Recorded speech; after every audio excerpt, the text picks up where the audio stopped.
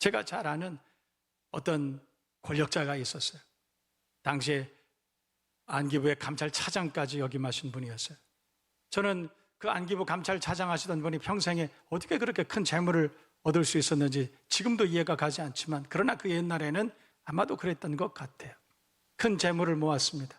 대통령 지근거리에서 언제나 떠나지 않고 5분 안에 달려갈 수 있는 그곳에서 평생을 그렇게 살았어요. 돈 모으는데 재미가 들렸습니다. 그분은 소망이 하나 있었어요. 내가 이 돈 많이 모아서 조기에 은퇴할 거예요. 조기에 은퇴하고, 그리고 내가 꿈꾸던 돈 많이 벌면, 권력을 많이 가지면 내가 지을 수 있다고 생각한 해피홈을, 내가 해피홈 빌더가 되겠다고 그렇게 생각한 거예요. 그리고 은퇴할 날을 기다렸습니다. 그리고 정말로 은퇴할 날이 왔어요. 조기 은퇴를 했습니다. 그래서 자기가 오랫동안 꿈꿔왔던 그런 가정을 기대하고 은퇴를 했는데 뭔가 좀 이상한 거예요. 아내의 행동이 좀 이상합니다. 그분이 안기부 출신이에요. 그래서 자기 주변에 있는 많은 사람들을 동원해서 그 아내의 상황을 잘 체크했습니다. 그랬더니 이미 가정을 떠난 아내였습니다. 엄청난 충격을 받았어요. 자기는 대통령 지근거리에서 한 번도 집에 오지도 못하고, 그러면서도 어찌어찌 해서 큰 돈을 모았는데, 그 돈을 집으로 계속해서 송금을 하고 그 돈을 모아놨는데, 그러나 가정은 아내는 자기가 기대하던 그런 아내가 아니었습니다. 너무 큰 실망을 했어요. 아들이 하나 있었습니다. 돈을 많이 모아서 미안한 마음으로 그 아들에게 공부할 기회를 줬어요. 미국에 가서 공부해라. 그래서 돈 얼마든지 보내주겠다. 그 아들을 찾아갔습니다. 그 아들마저도 미국에 가보니까 마약 중독자가 돼 있는 거예요. 여러분, 돈으로 해결할 수 있는 문제가 아니에요. 인생의 행복은 자기가 그렇게 꿈을 꾸고 있지만 돈으로 그런 가정을, 그런 미래를 만들 수 있는 것은 결코 아니에요. 제 앞에서 제가 젊은 시절입니다. 제 앞에서 그 권력자였던 그분이, 그 큰 덩치의 그분이 머리가 이제는 하얗게 쇠서 제 앞에서 눈물을 펑펑 흘리는 것을 제가 봤어요. 여러분, 인생의 행복은 그렇게 찾는 것이 아닙니다. 돈을 많이 번다고 해서, 권력을 얻고 지식을 쌓는다고 해서, 몸이 건강하다고 해서 여러분 인생이 행복한 것이 아니에요. 행복은 하나님께 있습니다. 오직 성령 안에서. 하나님께서 우리에게 준 하나님의 나라, 하나님의 주권이 임하시는 하나님의 나라, 세상의 어떤 평강과도 비교할 수 없는 평강은 오직 성령 안에서, 의와 평강과 희락이라. 오직 성령 안에서, 하나님 안에서, 믿음 안에서. 예수 잘 믿으면 우리에게 주시는 선물이라 성경은 우리에게 그렇게 말씀하고 있는 것입니다. 저는 그래서 그때 그런 생각했어요. 이분이 주님 앞에 돌아왔으면 좋겠다.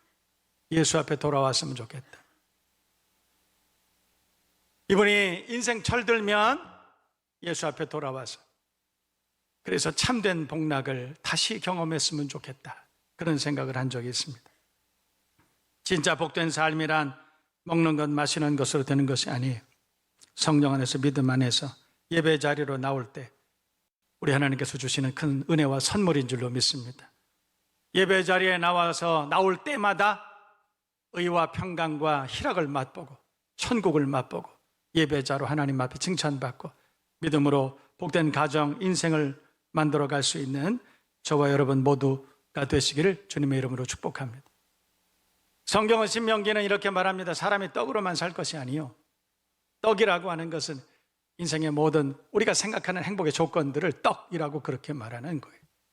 사람이 떡으로만 사는 것이 아니요, 그러니까 떡으로도 사는데 떡으로만 사는 것이 아니요, 오직 하나님의 입에서 나오는 말씀으로, 하나님의 말씀으로 사는 것이라. 할렐루야. 여러분, 우리 인생은 떡으로 사는 것이 아니에요.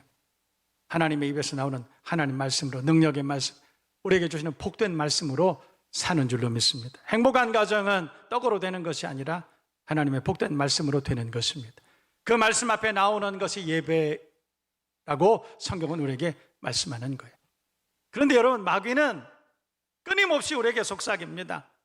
마귀는 끊임없이 우리에게 속삭입니다. 야, 한문계 집사, 떡으로 인생을 사는 거야. 돈으로 안 되는 게 어디 있어? 그렇게 말하죠.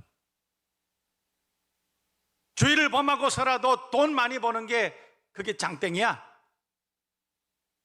너 돈 없으면 누가 널 거들떠 보긴 한데 돈 벌어야 돼.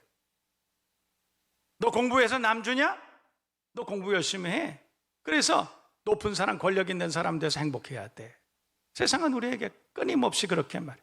성경은 사람이 떡으로만 사는 것이 아니요 이렇게 말했지만 마귀는 아니야, 세상은 떡으로 사는 거야. 우리는 눈앞에 있는 선악을 알게 하는 그 실과를 보고 우리는 미혹돼서, 그래서 하나님이 금하신 선악을 알게 하는 그 나무, 그 실과에 손을 대고 살아갑니다. 하나님의 말씀을 들을 때에는 아멘 아멘 하고 그렇게 살아가는지 모르지만, 그러나 성전을 떠나는 그 순간에 우리는 세상 쾌락을 향해서, 세상 권력을, 세상 재물을 향해서 우리는 그렇게 달려가는 미련하고 지혜롭지 못한 사람일 수도 있습니다. 그러나 여러분 기억하세요. 떡도 필요하지만 떡으로만 사는 것이 아니에요. 그것보다 우선 하나님의 말씀으로 우리가 예배자로 살아야 되는 줄로 믿습니다. 우리가 하나님 말씀 앞에 나올 때, 예배자로 하나님 말씀 앞에 나올 때 하나님께서는 세상이 알 수 없고 줄 수 없는 평강의 복을 우리에게 주시는 줄로 믿습니다. 기독교 어떤 TV 통계를 제가 며칠 전에 들었습니다. 예수 믿지 않는 사람들이 어떻게 해서 예수를 믿게 되느냐, 어떻게 해서 예수를 믿게 되느냐 그랬더니 여러 가지 예수를 믿게 된 원인, 동기에 대해서 이렇게 설문하고 조사한 내용들이 있습니다. 특별히 전도하는 사람들이 있어서 예수 믿는 사람들이 많습니다. 권유를 받아서, 가족이나 친지들, 친구들을 통해서 권유를 받아서 예수 믿게 됐다. 그런데 실제로 그 사람들이 예수를 믿으라 설득해서 나오는 것이 아니라는 통계예요. 진짜 예수 믿는 사람들 어떻게 해서 믿게 됐나 이래 봤더니 그 대부분의 사람들이 인생의 마라를 지나고 있을 때, 여러분 성경은 하나님 없는 세상을 애굽이라고 그럽니다. 그리고 예수 믿는 사람의 인생, 고난의 인생을 광야라고 그렇게 말합니다. 그리고 예수 믿는 사람들이 사는 세상에 대해서는 가나안과 같은 세상이라 그렇게 말하죠. 여러분 광야, 애굽과 광야에는 눈물이 마르지 않습니다. 마라가 있죠. 마실 물이 없습니다. 그래서 사람들은 갈증을 늘 느끼고 살아갑니다. 돈을 많이 벌어도 갈증을 느끼고, 공부를 많이 해도 갈증을 느끼고, 그래서 살아가죠. 많은 사람들이 예수 믿게 된 동기가 뭐냐? 인생의 마라를 지나고 있을 때 갈증을 느끼고, 아무리 돈을 많이 벌고 아무리 공부를 하고 아무리 세상에 좋은 것을 먹고 마시고 그래도 거기 만족감이 없는 거예요. 갈증을 느낍니다. 그때 기웃거리다 어떤 사람들이 그럼 한번 나랑 같이 교회 가보자, 예수 믿자라고 하는 것보다도 교회에 한번 가보자. 그래서 많은 사람들이 교회에 나오게 되었다, 그런 이야기를 한다는 것입니다. 주님 앞에 나와서 하나님의 말씀 앞에 서고 그리고 예배자로 거듭날 때 인생의 모든 문제가 근원적으로 해결되고 하나님의 은혜 가운데 거하게 되는 줄로 믿습니다. 정답은 예배입니다. 예배 이외에는 다른 어떤 방법도 없습니다. 우리가 예배에 최선을 다하고 예배자로 실패하지 않고 하나님 앞에 예배자로 최선을 다해서 그렇게 살아갈 때 우리 하나님께서 우리 인생의 모든 근원적인 문제들 다 해결해 주시고 평강 주시고 기쁨 주시고 창화함이 있고 하나님의 의가 임하시는 하나님의 나라를 경험하게 하실 줄로 믿습니다. 오늘 본문은 요한복음 4장입니다. 사마리아 수가성의 한 이방 여인을 주인공으로 그렇게 세운 본문입니다. 이 본문을 모르는 사람 별로 없을 거예요. 본문의 내용은 대부분 그렇습니다. 요한복음 4장의 3절 말씀을 보면 예수께서 유대를 떠나서 다시 갈릴리로 가실 때 제자들에게 그렇게 말합니다. 사마리아로 가자. 9절 말씀을 보면 사마리아는 당시 유대인들이 상종도 하지 않았던 이웃이었습니다. 개처럼 여겼죠. 그런데 예수님께서 사마리아로 가자, 제자들에게 그렇게 말씀했던 것이에요. 그리고 4장 6절 말씀을 보면 그 사마리아를 통과하실 때 그 수가성 우물을 통과하실 때 그때가 몇 시였느냐? 제 6시쯤 되었다. 그러니까 제 6시는 우리 시간으로 말하면 난 12시.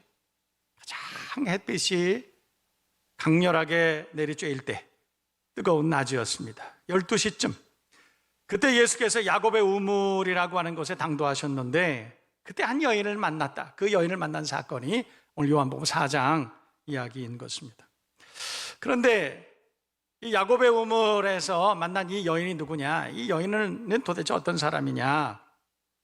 오늘날 수많은 신학자들이 이 여인이 누구냐에 대해서 추론하고 그렇게 해석합니다. 어떤 신학자는 이 여인은 권력자였다 이렇게 말하는 분도 계시고, 어떤 신학자는 이 여인은 버림받은 여인이었다 이렇게 말씀하시는 분도 있습니다. C.K. 베럿이라고 하는 신학자는 이 여자는 절대로 불쌍한 여자가 아니었다라고 그렇게 말합니다. 왜냐하면 당시의 랍비들은 그때까지는 3번까지 이혼이나 재혼을 인정해 줬는데 이 여자는 5번이나 이혼을 했고, 그리고 6번째 지금 어떤 남자와 살고 있었기 때문에 그럴 수 있는, 그러니까 4번째, 5번째, 6번째 남자는 결혼 신고도 하지 않고 재혼 신고도 하지 않고 살 수 있었던 그런 권력자가 아니었겠느냐, 그런 미모의 그런 재력의 소유자가 아니었겠느냐, 그렇게 말하는 신학자가 있습니다. 또 레온 모리스라고 하는 신학자는 그 많은 남자들을 이혼시킬 수 있었던 여자, 그러니까 그 당시에는 여자가 남자를 이혼시킬 수 있는 시대가 아니었습니다.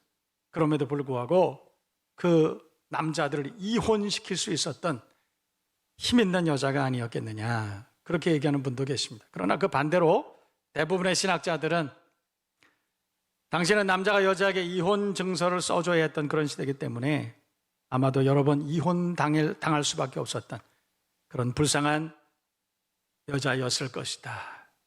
많은 신학자들은 또 그렇게 이야기합니다. 그런데 여러분, 그것이 중요한 것이 아니에요.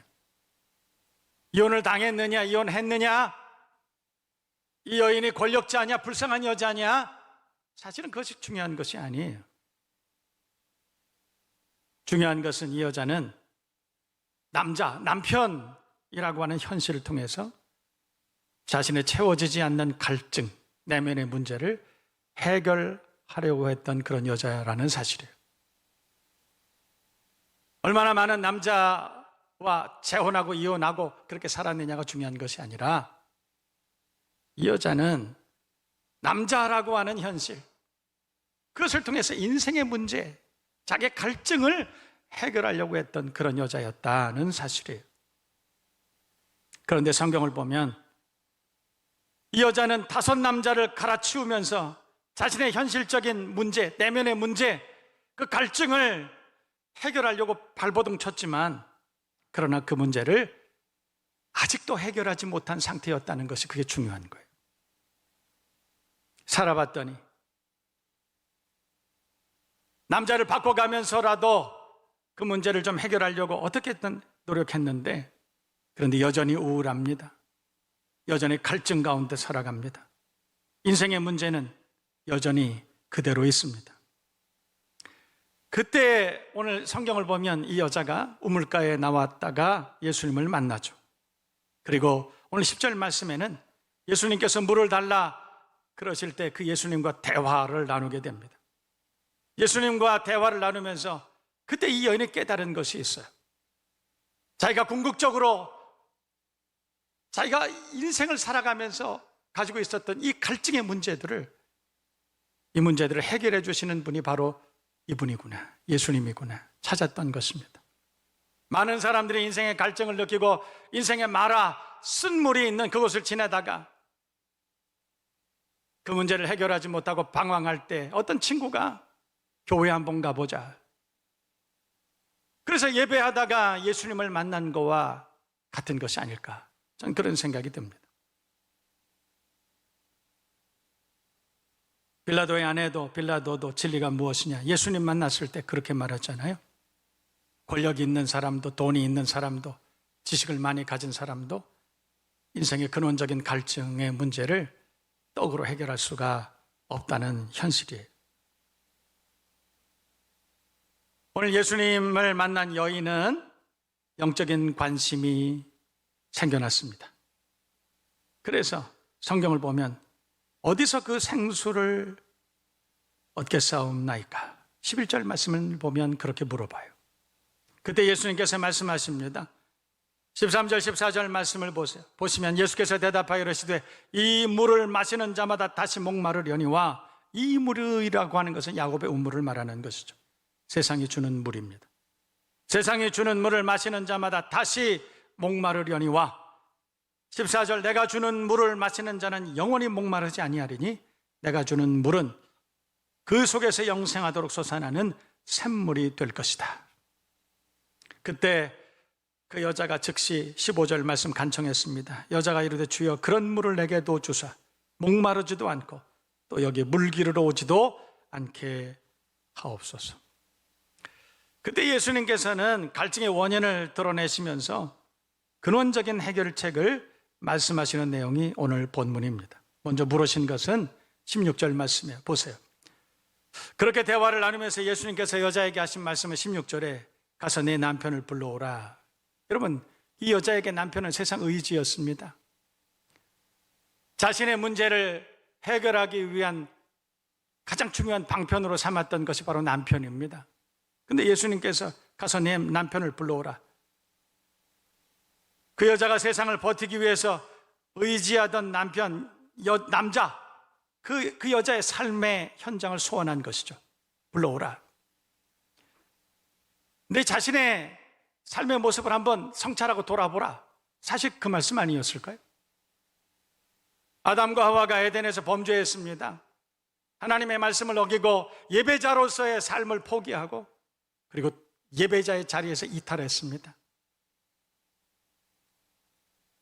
이 나무의 과실은 먹지 말라 말씀하신 그 말씀을 어겼습니다.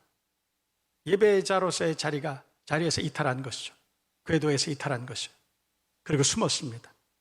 숨은 곳이 동산 나무 그늘 아래 숨었다. 그때 하나님께서 아담아 부르십니다. 그리고 하신 말씀은 내가 어디 있느냐. 여러분, 하나님께서 아담이 어디 있는지 몰라서 물으셨을까요? 내비게이션 그 좌표를 몰라서 물으신 것입니까? 하나님께서 아담에게 스마트폰으로 전화하신 겁니까? 아니요. 아담아 내가 어디 있느냐? 오늘 성경의 말씀처럼 예수님께서 이 여인에게 내 남편을 불러오라. 여러분의 남편을 불러오세요. 여러분의 삶의 현장을 소환하시는 것입니다. 아담아 내가 어디 있느냐? 내 삶의 자리가 지금 뭐냐? 너 지금 네 사정 형편이 너 지금 내 모습이 뭐냐? 이렇게 물어본 거예요. 너 지금 뭘 의지하고 사니? 너 지금 어떻게 살고 있니? 너 평강하니? 내 안에 참 즐거움과 기쁨이 있느냐? 물어본 거예요.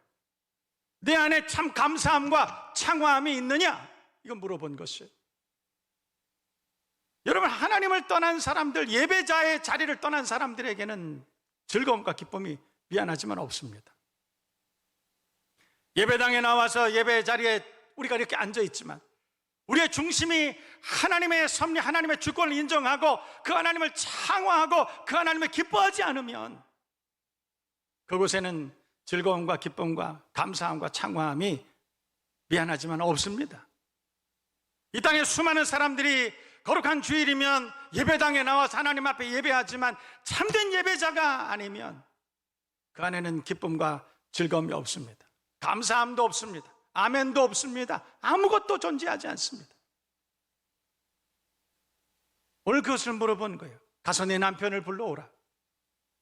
오늘 예수님께서는 저와 여러분들에게 묻습니다. 가서 내 남편을 불러오라. 내가 의지하던 세상 의지를 한번 불러오라.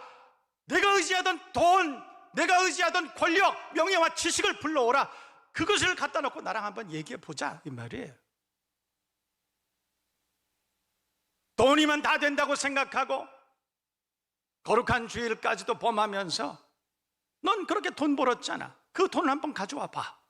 내 남편을 불러오라. 아담아, 내가 어디 있느냐? 물어보신 것이죠. 그때 17절 말씀을 보면 나는 남편이 없나이다. 없죠. 있을 수가 있습니까? 세상에 이 여자를 절대 행복으로 이끌 수 있는 것이 있겠습니까? 남편이겠습니까? 불가능하죠. 그때 예수님께서는 18절에 너에게 남편 5이 있었고 지금 있는 자도 내 남편이 아니니, 옛날에 내가 추구하던 그것이 있었고 지금도 있지만 그것은 아니라는 거예요. 내 말이 참되도다. 그때 19절 말씀을 보면 이 여인이 예수님의 선지자이심을, 자기의 중심을 꿰뚫어 보고 있는 분이심을 깨달았습니다. 메시아이심을 깨달았습니다. 그런데 오늘 성경을 보면 참 재미있습니다. 이 여자는 자신의 인생의 갈증, 그 문제를 해결해 줄 수 있는 것이 남자가 아니었다는 것을 사실은 알고 있었어요. 오늘 대화를 보면 우리는 그것을 추론할 수 있습니다. 자신의 인생의 갈증, 인생의 문제, 가정의 문제, 자녀의 문제, 그것을 해결할 수 있는 것이 돈이나 세상의 방법이 아니라고 하는 것을 이 여자는 알고 있었다는 거예요. 그러나 모르는 척하고 끝까지 남자를 통해서, 세상 의지를 통해서 문제를 해결하려고 했던 것입니다. 그때 예수님께서는 갑자기 예배의 문제를 끄집어내십니다. 오늘 본문 말씀이죠. 23절부터 26절 말씀을 보면 아버지께 참되게 예배하는 자들은 영과 진리로 예배할 때가 오나니 곧 이때라. 아버지께서는 자기에게 이렇게 예배하는 자들을 찾으시느니라 말씀했던 것입니다. 답을 말씀하신 것이죠. 그 여인 속에 있었던 신앙의 양심을 건드린 것입니다. 너 알고 있었잖아. 너 알고 있었잖아. 내 근원적인 삶의 문제, 이 갈증, 이것을 해결하는 것이 돈이 아니고 남자가 아니었다는 것을 너는 알고 있었잖아. 예배라고 하는 것을 알고 있었잖아. 그것이 바로 하나님과의 관계 회복이라는 것을 너는 알고 있었지 않느냐? 그렇게 물어보는 거예요. 자녀가 속을 썩이고 질병에 노출돼서 연약함으로 사경을 헤매고 있고 감당할 수 없는 세상의 문제로 인해서 우울하고 답답해하고 두려워하고 있는 이 시간에도 그 문제의 해결은 하나님 앞에 나와서 예배하는 것임을 알고 있었음에도 불구하고 짐짓 모르는 척하고, 그리고 남편을 5명, 6명씩이나 갈아치우면서 인생의 문제를 세상 의지를 통해서 해결하려고 했던 그것을 우리는 알고 있었잖아요. 하나님 앞에 나와야 그 문제가 해결된다는 것을 알고 있었지 않습니까? 그럼에도 불구하고 우리는 짐짓 모르는 척하고 세상을 향해서 달려가고 있는 스프링복스와 같은, 절벽을 향해서 달려가고 있는 브레이크가 파열된 열차 같은 그런 인생을 살아가고 있는 우리는 아닐까? 여러분, 예배의 자리로 돌아와야 됩니다. 야곱이 회복될 때 베델로 올라가자. 거기서 우리가 다시 탄을 쌓고 지난날 우리와 동행하시고 환난날 나를 도와주셨던 그 하나님 앞에 예배하자. 실패를 통해서, 인생의 마라를 통해서 그는 깨닫고 철들고 모든 자녀손들 권속을 설득해서 예배의 자리로 나오는 그 장면을 우리는 기억하고 있잖아요. 오늘 성경이 예수님은 이 여자에게 현실을 소환하게 하고, 그리고 이 예배만이 삶의 모든 문제를 해결하는 유일한 방법임을 깨닫게 주시는 것입니다. 여러분, 예배자가 우리의 삶의 본분이요, 근본인 것입니다. 정체성입니다. 세상의 다른 것 다 실패해도 예배에만 실패하지 않으면 기회가 있습니다. 하나님 도우십니다. 함께 하실 것입니다. 저와 여러분 모두가 오늘 이 시대에 다시 한번 하나님 앞에 신실한 신령과 진정으로 예배하는 예배자로서의 그 정체성을 결단하고 남은 평생 하나님 앞에 신실하게 예배하고 복을 받을 수 있는 하나님의 자녀들 다 되시기를 주님의 이름으로 축원합니다.